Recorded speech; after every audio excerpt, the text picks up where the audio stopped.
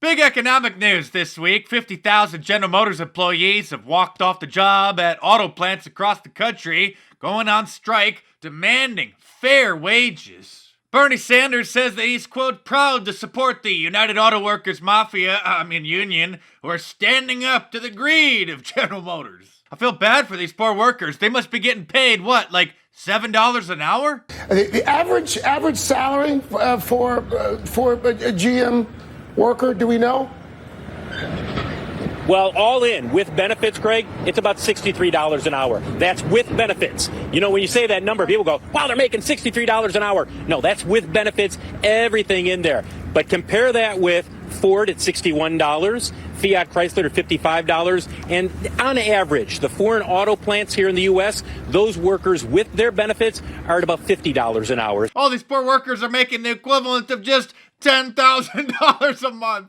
I feel so bad for them, they can barely afford matching jet skis to dock next to their boat at their summer cabin. Well, at least now we know why the auto companies have been moving overseas to save money, because they gotta cover the cost of free health insurance, vision, dental, 2 weeks paid vacation, and the retirement packages for all their workers. You see, kids, you don't have to go to college and get $150,000 in debt from student loans to have a good job. You could just go to work for GM and tighten a few bolts on a bumper as the carts come down the conveyor belt and make $63 an hour.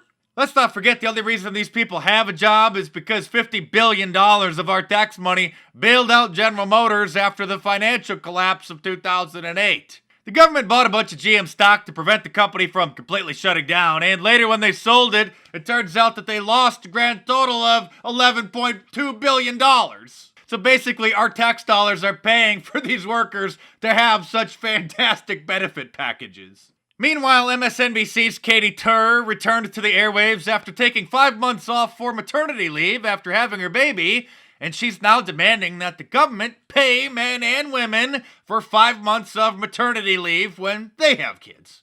Parents need time with their babies. Babies need time with their parents. And moms need support. And if that support is coming from a partner, that partner should get equal time off.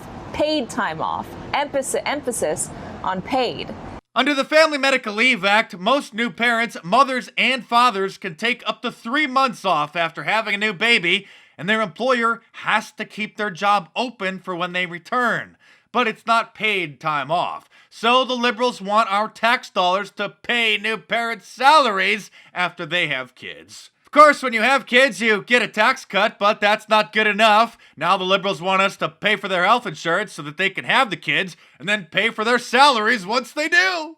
In other news, Saturday Night Live just hired a new comedian called Shane Gillis, which of course caused the social justice warriors to start digging through his old tweets, old jokes, and old podcasts, trying to find something that he said that offended them, and of course, they were successful, and so Saturday Night Live fired him before he even started. Saturday Night Live issued an apology for hiring him in the first place, saying, quote, "We are sorry that we did not see these clips earlier and that our vetting process was not up to our standards." Saturday Night Live is apologizing. I wouldn't worry about it too bad though, Sean. Saturday Night Live is the MySpace of comedy. And with all the publicity you're getting, it's sure to open some big doors for you. Maybe you'll get a Netflix special like Dave Chappelle and you could really let loose. I mean, what's next? Are they going to try to convince us to stop watching Netflix because the bandwidth of the servers are contributing to global warming? Oh wait, what's this? Tatiana Schlossberg joins MSNBC's Alex Witt to discuss her new book,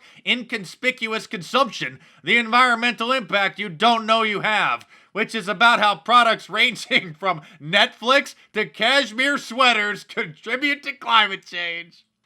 Basically, cashmere comes from the hair of goats, and these goats mainly live in Mongolia and parts of China because they eat plants. They pull up the grass by the roots. They're grazing, but they eat the whole thing instead of just nibbling at the top.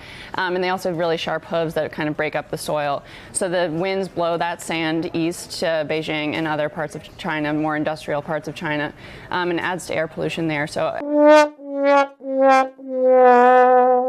I guess the good news is the longer we watch Netflix and the more the servers contribute to global warming, the fewer people will need to buy cashmere sweaters because the winters won't be as cold.